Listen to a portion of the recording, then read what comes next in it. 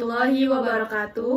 Kami mahasiswa S3A Pendidikan Ekonomi dengan saya Maisista Deviani. Dengan saya Nika Ambarwati. Kami di sini ingin memaparkan materi tentang 1. Perwujudan nilai moral dan hukum. Yang kedua yaitu keadilan, ketertiban, dan kesejahteraan. Yang ketiga, problematika nilai moral dan hukum dalam negara dan masyarakat.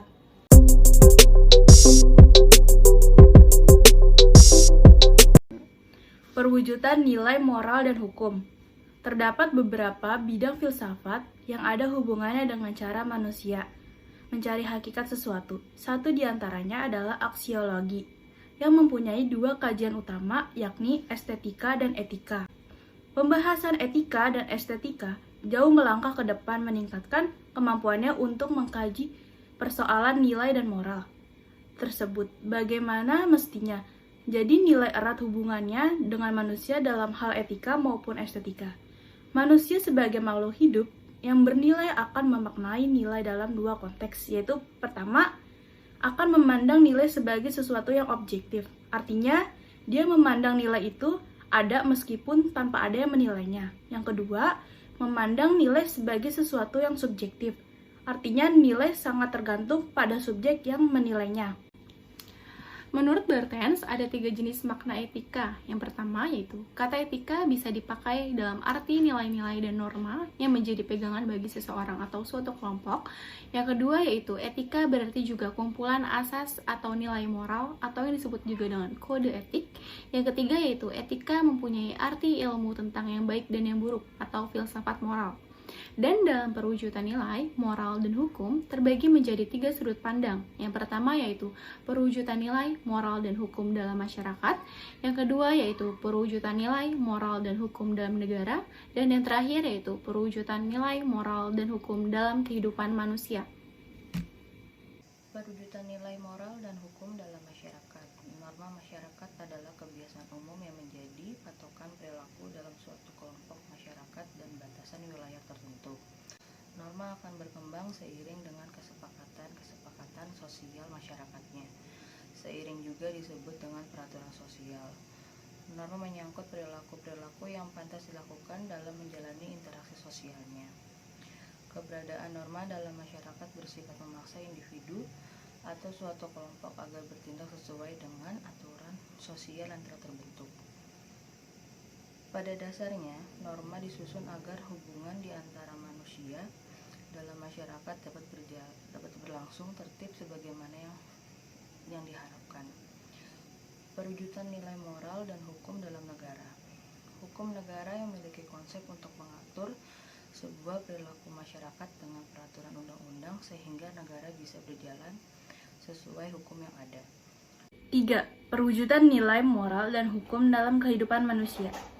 Nilai erat hubungannya dengan manusia dalam hal etika maupun estetika. Manusia sebagai makhluk yang bernilai akan memaknai nilai dalam 2 konteks. Pertama, akan memandang nilai sebagai sesuatu yang objektif. Apabila dia memandang nilai itu ada meskipun tanpa ada yang menilainya.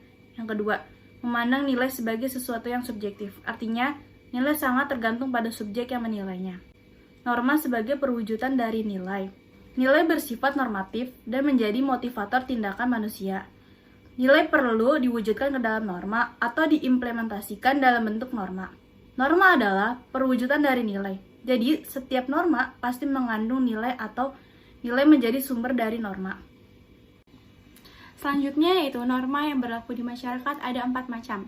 Yang pertama yaitu norma agama, yaitu suatu peraturan hidup manusia yang berisi perintah dan larangan yang berasal dari Tuhan. Yang kedua yaitu norma moral atau kesusilaan, yaitu yang bersumber dari hati nurani dan merupakan nilai-nilai moral yang mengikat manusia. Yang ketiga yaitu norma kesopanan, yaitu peraturan atau kaidah hidup yang bersumber dari pergaulan hidup antar manusia. Dan yang terakhir ada norma hukum, yaitu peraturan atau kaidah yang diciptakan untuk kekuasaan murni atau negara yang bersifat mengikat dan memaksa. Dengan adanya perwujudan dalam nilai moral dan hukum, bisa membuat masyarakat mematuhi hukum di antara lain. 1. Kepentingan masyarakat terjaga oleh hukum. 2. Pemenuhan keinginan, ada harapan akan suatu imbalan terhindar dari sanksi. 3. Identifikasi. Seseorang mematuhi hukum karena identifikasi menjaga hubungan dalam masyarakat. 4. Internalisasi. Nilai hukum tertanam dalam hati karena kaidah hukum yang ada sesuai dengan nilai-nilai yang dianut masyarakat, jadi dari penjiwaan dan kesadaran dalam diri masing-masing.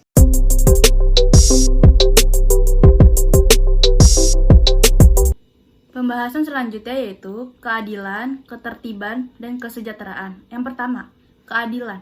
Keadilan berasal dari bahasa Arab adil, yang artinya tengah. Keadilan berarti menempatkan sesuatu di tengah-tengah, tidak berat sebelah. Atau dengan kata lain, keadilan berarti menempatkan sesuatu pada tempatnya. Pada sila kelima Pancasila yaitu keadilan sosial bagi seluruh rakyat Indonesia, yang artinya mengandung makna adil dalam hal pemenuhan kebutuhan hidup masyarakat. Keadilan adalah pengakuan yang seimbang antara hak dan kewajiban. Pengakuan atas hak hidup individu harus diimbangi melalui kerja keras, tanpa merugikan pihak lain, karena orang lain punya hak hidup seperti kita. Jadi kita harus memberi kesempatan pada orang lain untuk mempertahankan hidupnya. Prinsipnya, keadilan terletak pada keseimbangan dan keharmonisan antara menuntut hak dan menjalankan kewajiban. Tindakan-tindakan yang menuntut hak dan lupa pada kewajiban merupakan pemerasan. Sedangkan tindakan yang hanya menjalankan kewajiban tanpa menuntut hak berakibat pada mudah diperbudak atau dipengaruhi orang lain. Jadi, keadilan bila disimpulkan yaitu 1. Kesadaran adanya hak yang sama bagi setiap warga negara. Yang kedua yaitu kesadaran adanya kewajiban yang sama bagi setiap warga negara.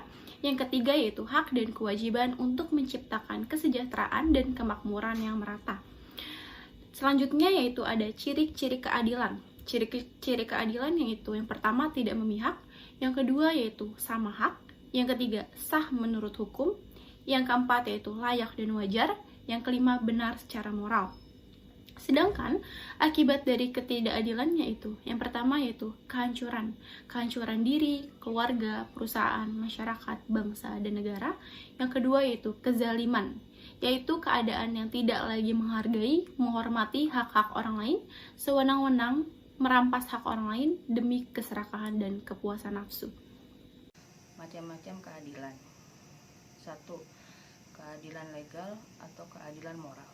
Dalam suatu komunitas yang adil, setiap orang menjalankan pekerjaan menurut sifat dasar yang paling cocok baginya. The man behind the gun. Rasa keadilan akan terwujud bila setiap individu melakukan fungsinya sesuai dengan kemampuan yang dimilikinya. Keadilan tidak akan terjadi bila ada intervensi pada pihak lain dalam melaksanakan tugas kemasyarakatan. Hal ini dapat memicu pertentangan, konflik, dan ketidaksesuaian. 2. Keadilan distributif. Keadilan akan terlaksana bila hal yang sama diperlukan secara sama dan hal yang tidak sama diperlakukan secara tidak sama tidak sama. Justice is done when equals are treated equally. Contoh, gaji pegawai lulusan SMA dan sarjana harus dibedakan. 3. Keadilan komunikatif. Keadilan komunikatif adalah perlakuan kepada seseorang tanpa dengan melihat jasa-jasanya. Contohnya, keadilan komunikatif adalah seseorang yang diberikan sanksi akibat pelanggaran yang dibuatnya tanpa melihat jasa dan kedudukannya. Yang kedua, ketertiban. Ketertiban berasal dari kata tertib yang artinya teratur. Sedangkan ketertiban di dalam masyarakat adalah keadaan serba teratur dengan baik. Untuk mendapatkan suatu ketertiban di dalam masyarakat diperlukannya adanya suatu aturan atau hukum. Dengan adanya hukum dan norma yang dipatuhi oleh seluruh lapisan masyarakat, maka akan terciptanya suatu ketertiban. Yang ketiga yaitu kesejahteraan. Kesejahteraan atau sejahtera dalam istilah umum menunjukkan keadaan yang baik, di mana kondisi masyarakatnya dalam keadaan makmur, sehat, dan damai. Kesejahteraan juga bisa disebut sebagai impian tertinggi suatu masyarakat maupun negara, karena kesejahteraan telah mencakup segala harapan dan cita-cita setiap individu dalam suatu masyarakat.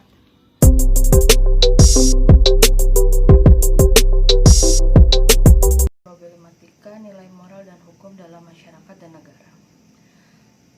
Nilai dalam kehidupan sehari-hari manusia selalu berkaitan dengan nilai. Beberapa pendapat tentang nilai dapat diuraikan sebagai berikut. Menurut Bambang Daroso, nilai adalah suatu kualitas atau penghargaan terhadap sesuatu yang menjadi dasar penentu tingkah laku seseorang. 2. Menurut Parsidarmo Diharjo, nilai adalah kualitas suatu atau keadaan yang bermanfaat bagi manusia, baik lahir maupun batin. Sesuatu dianggap bernilai apabila sesuatu itu memiliki sifat sebagai berikut: menyenangkan, berguna, menarik, menguntungkan, memuaskan, dan keyakinan. Ada dua pendapat mengenai nilai. Pendapat yang pertama menyatakan nilai itu subjektif, sedangkan pendapat kedua mengatakan bahwa nilai itu subjektif. Menurut aliran idealisme, nilai itu objektivisme ada pada setiap sesuatu. Pendapat lain menyatakan bahwa nilai suatu objek terletak pada subjek yang menilainya. Misalnya, air menjadi sangat berharga daripada emas bagi seseorang yang kehausan di padang pasir. Nilai menjadikan manusia terdorong untuk melakukan tindakan agar harapannya dapat terwujud dalam kehidupannya. Jenis nilai menurut Prof. Dr. Notonegoro, sarjana hukum, ada 3 yaitu: 1. Nilai material, yakni sesuatu yang berguna bagi sesama manusia. Yang kedua, nilai vital, yakni sesuai yang berguna bagi manusia untuk melaksanakan kegiatan. Yang ketiga, nilai kerohanian dibedakan menjadi 4 yaitu: 1. Nilai keberanian bersumber pada akal pikiran manusia. Yang kedua, nilai estetika bersumber pada rasa manusia. Yang ketiga, nilai kebaikan bersumber pada kehendak atau nurani manusia. Yang keempat, nilai religius yang bersifat mutlak dan bersumber pada kekayaan manusia. Moral berasal dari bahasa Latin mores, yang berarti ada kebiasaan. Dalam bahasa Indonesia, moral berarti akhlak atau kesusilaan yang mengandung makna tata tertib batin yang menjadi pembimbing tingkah laku batin dalam hidup. Istilah moral dapat dipersamakan dengan etika, akhlak, kesusilaan, dan budi pekerti. Dalam hubungan dengan nilai moral adalah bagian dari nilai, yaitu nilai moral. Nilai moral berkaitan dengan perilaku manusia tentang hal baik dan buruknya. Selanjutnya yaitu hukum. Hukum merupakan bagian dari norma, yaitu norma hukum. Norma hukum yaitu peraturan yang timbul dari hukum yang berlaku. Norma hukum perlu ada untuk mengatur kepentingan manusia dalam masyarakat, agar memperoleh kehidupan yang tertib. Norma hukum tertuang dalam perundang-undangan. Dan norma hukum dibutuhkan karena 2 hal. Yang pertama yaitu karena bentuk sanksi dari norma agama, kesusilaan, dan kesopanan belum cukup memuaskan dan efektif untuk melindungi keteraturan dan ketertiban masyarakat. Yang kedua yaitu masih banyak perilaku lain yang belum diatur dalam norma agama, kesusilaan, dan kesopanan. Misalnya perilaku di jalan raya. Norma hukum berasal dari norma agama, kesusilaan, dan kesopanan. Isi ketiga norma tersebut bisa diangkat sebagai norma hukum. Fungsi hukum yaitu yang pertama sebagai alat pengukur tertib hubungan masyarakat, yang kedua yaitu sebagai sarana untuk mewujudkan keadilan sosial, yang ketiga yaitu sebagai penggerak pembangunan, dan yang terakhir fungsi kritis hukum. Hukum bertujuan untuk menjamu kepastian hukum dalam masyarakat, memberikan faedah bagi warga negara, dan menciptakan keadilan dan ketertiban bagi warga negara. Norma terbagi atas 4 yaitu: 1. Norma agama, sanksi yang diberikan secara tidak langsung tapi hukuman dari sang pencipta pada akhir nanti. 2. Norma kesusilaan, sanksinya berupa tekanan batin sang pelaku. 3. Norma kesopanan, sanksinya yaitu dapat dikucilkan oleh masyarakat. 4. Norma hukum, hukuman berupa kurungan. 2 kategori nilai itu subjektif atau objektif. Yang pertama, Apakah objek itu memiliki nilai karena kita mendambakannya, atau kita mendambakannya karena objek itu memiliki nilai? Yang kedua, apakah hasrat, kenikmatan, perhatian yang memberikan nilai pada objek? Atau kita mengalami preferensi karena kenyataannya bahwa objek tersebut memiliki nilai mendahului dan asing bagi reaksi psikologi badan organisasi kita. Perbedaan antara kedua kualitas ini adalah pada keniscayaannya. Kualitas primer harus ada dan tidak bisa ditawar lagi, sedangkan kualitas sekunder bagi eksistensi objek, tetapi kehadirannya tergantung subjek penilai. Nilai bukan kualitas primer maupun sekunder, sebab nilai tidak menambah atau memberi eksistensi objek. Nilai bukan sebuah keniscayaan bagi esensi objek. Nilai bukan benda atau unsur benda, melainkan sifat, kualitas yang dimiliki objek tertentu yang dikatakan baik. Nilai milik semua objek. Nilai tidaklah independen, yakni tidak memiliki kesubstantifan. Metode menemukan dan hierarki nilai dalam pendidikan. Menilai berarti menimbang, yaitu kegiatan manusia menghubungkan sesuatu dengan sesuatu yang lainnya. Yang selanjutnya diambil sebuah dari keputusan. Nilai memiliki polaritas dan hierarki, yaitu 1. Nilai menampilkan diri dalam aspek positif dan negatif yang sesuai polaritas, seperti baik dan buruknya, keindahan dan kejelekan. 2. Nilai tersusun secara hierarkis, yaitu hierarki urutan pentingnya. Ada beberapa klasifikasi nilai, yaitu klasifikasi nilai yang didasarkan atas pengakuan, objek yang dipermasalahkan, keuntungan yang diperoleh, tujuan akan dicapai, hubungan antara pengembangan nilai dengan keuntungan, dan hubungan yang dihasilkan nilai itu sendiri dengan hal yang lebih baik. Selanjutnya yaitu problematika pembinaan nilai moral. Ada beberapa pengaruh nilai dalam kehidupan sehari-hari. Yang pertama yaitu pengaruh kehidupan keluarga dalam pembinaan nilai moral. Yang kedua yaitu pengaruh teman sebaya. Yang ketiga yaitu pengaruh figur otoritas. Yang keempat pengaruh media komunikasi. Kelima pengaruh otak atau berpikir. Dan yang terakhir yaitu pengaruh informasi terhadap perkembangan nilai moral. Manusia dan hukum adalah dua entitas yang tidak bisa dipisahkan. Bahkan dalam hukum terdapat adagium yang terkenal yang berbunyi ubi societas ibis jus, di mana ada masyarakat, di situ ada hukumnya. Artinya bahwa dalam setiap pembentukan suatu bangunan struktur sosial yang bernama masyarakat, maka selalu akan dibutuhkan bahan yang bersifat sebagai semen perekat atas berbagai komponen bentuk dari masyarakat itu, dan yang berfungsi sebagai semen perekat adalah hukum. Hubungan hukum dan moral. Hukum tidak akan berarti tanpa dijiwai moralitas. Hukum akan kosong tanpa moralitas. Oleh karena itu, kualitas hukum harus selalu diukur dengan norma moral, dan perundang-undangan yang immoral harus diganti.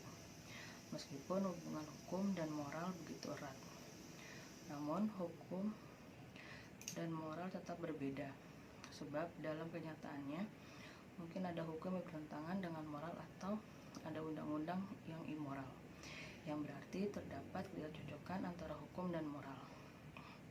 Dalam hukum terdapat 1. Pelanggaran etik. Kebutuhan akan norma etik oleh manusia diwujudkan dengan membuat serangkaian norma etik untuk suatu kegiatan atau profesi. Kode etik profesi berisi ketentuan-ketentuan normatif etik yang seharusnya dilakukan oleh anggota profesi. Kode etik profesi dibutuhkan untuk menjaga martabat serta kehormatan profesi, dan di sisi lain melindungi masyarakat dari segala bentuk menyimpang maupun penyalahgunaan keahlian. Contohnya, dokter melanggar kode etik kedokteran. Pelanggaran tersebut tidak diberikan sanksi oleh lahiriah ataupun yang bersifat memaksa. Penyelenggaraan etik biasanya mendapat sanksi etik berupa rasa menyesal, bersalah, dan malu. Bila seseorang profesi melanggar kode etik, ia akan mendapatkan sanksi etik dari lembaga profesi seperti teguran, dicabutnya keanggotaannya, atau tidak diperbolehkan lagi menjalani profesi tersebut. Selanjutnya yang kedua yaitu pelanggaran hukum. Problematika hukum yang berlaku dewasa ini adalah masih rendahnya kesadaran hukum masyarakat. Akibatnya, banyak terjadi pelanggaran hukum. Bahkan, pada hal-hal kecil yang sesungguhnya tidak perlu terjadi. Misalnya, secara sengaja tidak membawa SIM dengan sengaja dengan alasan hanya untuk sementara waktu. Pelanggaran hukum dalam arti sempit berarti pelanggaran terhadap perundang-undangan negara. Sanksi atas pelanggaran hukum yaitu sanksi pidana dari negeri yang bersifat lahiriah dan memaksa masyarakat secara resmi berhak memberi sanksi bagi warga negara yang melanggar hukum. Kesadaran atau pengetahuan hukum yang lemah dapat berefek pada pengambilan jalan pintas dalam menyelesaikan persoalan masing-masing. Masyarakat yang tidak mengerti akan hukum berpotensi sebesar dalam melakukan pelanggaran terhadap hukum. Ketaatan terhadap hukum dalam kehidupan sehari-hari tidak jarang budaya egoisme dari individunya muncul. Ada saja orang yang melanggar hukum dengan bangga yang menceritakan perbuatannya kepada orang lain. Perilaku aparatur hukum. Perilaku aparatur hukum baik dengan sengaja ataupun tidak juga mempengaruhi dalam penegakan hukum. Misal, aparat kepolisian dalam menangani suatu kasus tindak pidana tidak jarang dalam kenyataannya juga langsung memvonis seseorang telah bersalah. Faktor aparatur hukum. Permasalahan hukum di Indonesia dapat disimulasi melalui proses pendidikan yang diberikan kepada masyarakat. Diharapkan wawasan pemikiran mereka pun semakin meningkat sehingga mempunyai kemampuan untuk memberikan banyak alternatif dalam usaha memecahkan masalah hukum dan tidak melakukan pelanggaran hukum. Demikian materi yang dapat kami sampaikan. Apabila ada kata-kata yang salah, mohon dimaafkan. Semoga ilmunya bermanfaat. Happy watching, guys. Wassalamualaikum warahmatullahi wabarakatuh.